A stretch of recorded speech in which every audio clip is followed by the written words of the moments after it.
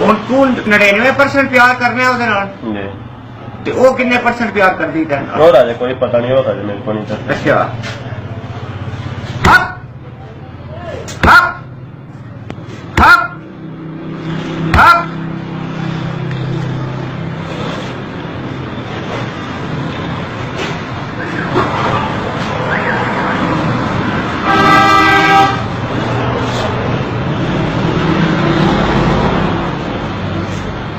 Hop,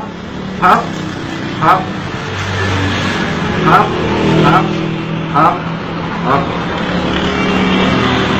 Yalla, yalla, yalla, yalla.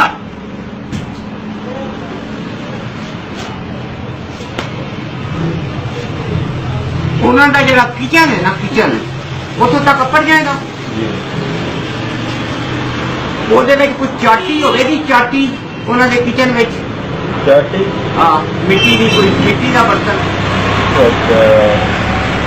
पता को नहीं मैं कित में गया को नहीं मैं जानता रहूंगा या आटे की जी पेटी है ना आटे की पेटी जी ਉਹਦੇ ਥੱਲੇ ਇਹ ਤਵੀਜ਼ ਦਬਣਾ ਠੀਕ ਹੈ ठीक है ਉਸ ਕੁੜੀ ਦਾ 3 ਬੁੱਧ ਵਾਲੀ ਰਾਤ ਨੂੰ अच्छा ਇਹ ਜਿਹੜਾ ਬੁੱਧ ਵਾਲੀ ਰਾਤ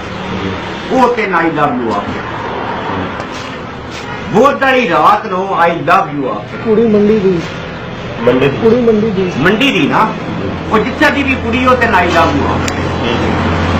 फिर तू अपने घरे वाले ना वालदा ना वालद ना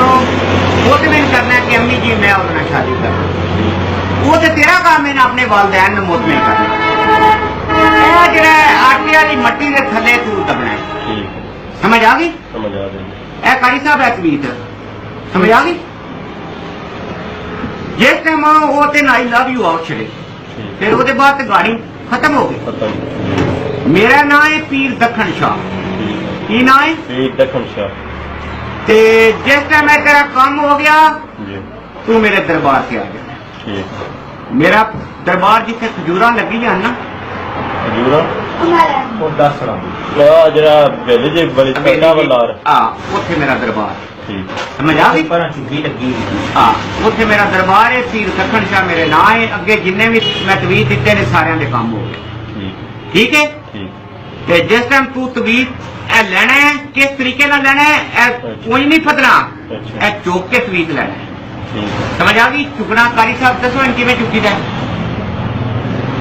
किवें चुकी दा ਅਦਰ ਕੋ ਨਹੀਂ ਹੋਣਾ ਥੋੜਾ ਉੱਤੇ ਰਹਿਣਾ हाँ जी उत्ते ही हाँ हप हप हप हप हप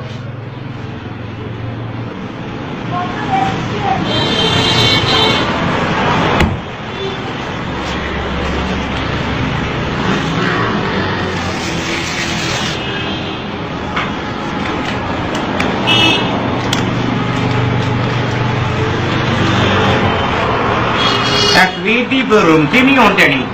समझ आ गई ए वुजू करके ए दबना उसे आटे वाली पेटी थले